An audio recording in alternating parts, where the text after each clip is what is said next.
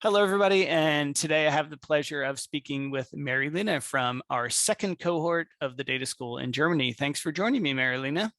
Hi, Andy. Thank you very much for inviting me to this session. My It's a pleasure. So pleasure. why don't you tell everybody a bit about yourself?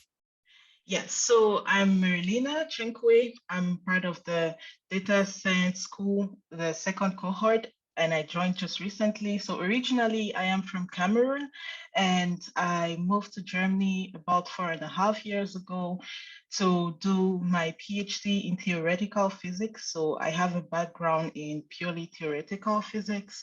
And while doing the PhD, I got to do a lot of work like simulation of atomic particles and then like visualizations, but very simple.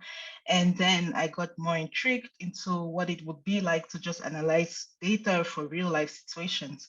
And that's how I found myself at the data school. What is theoretical physics?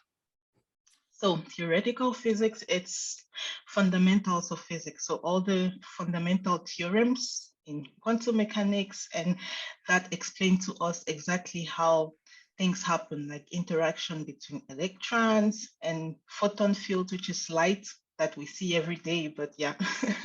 Okay. And these fundamentals is basically theoretical physics. What do you prefer, Alteryx or Tableau?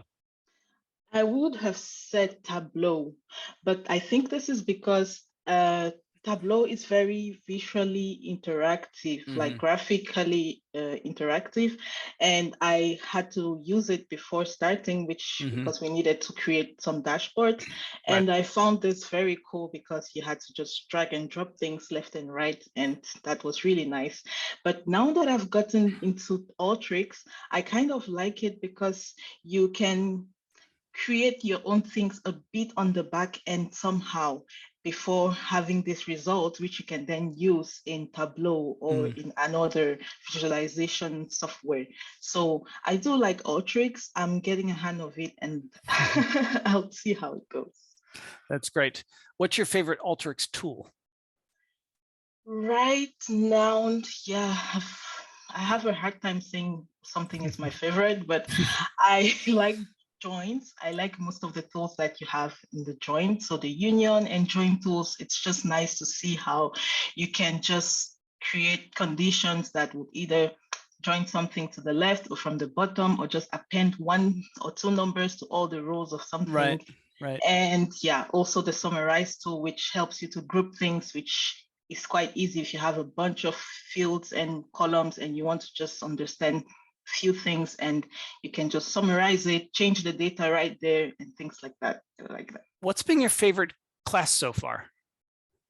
I really enjoyed the chart types class that I had. I think, yeah, it was with Lorna, because yeah, then we saw a bit of all the charts that were possible in Tableau, because when you start with it, you're playing left and right and you don't always understand everything, but just knowing how you can use different charts and where it could be better or not.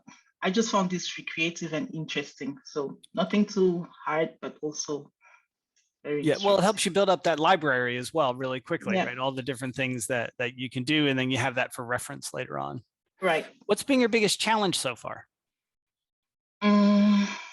I would say maybe the influx of information, because for a start, it has been a lot, and it's trying to remember these things, or trying to really remember all what you learned in one day. It's really not quite easy. But again, I decided to pick 1 or 2 things, because the coaches always say, okay, this is the first time you're hearing this, we would refresh later. So I make sure to maybe pick 1 or 2 things that I understand and just leave the rest for another time when you get to use it again. You've mentioned that there's a lot of information coming at you. You also have projects to work on. Exactly. You'd have blogs you need to write. So there's all this stuff you need to do. How are you managing to get all that done?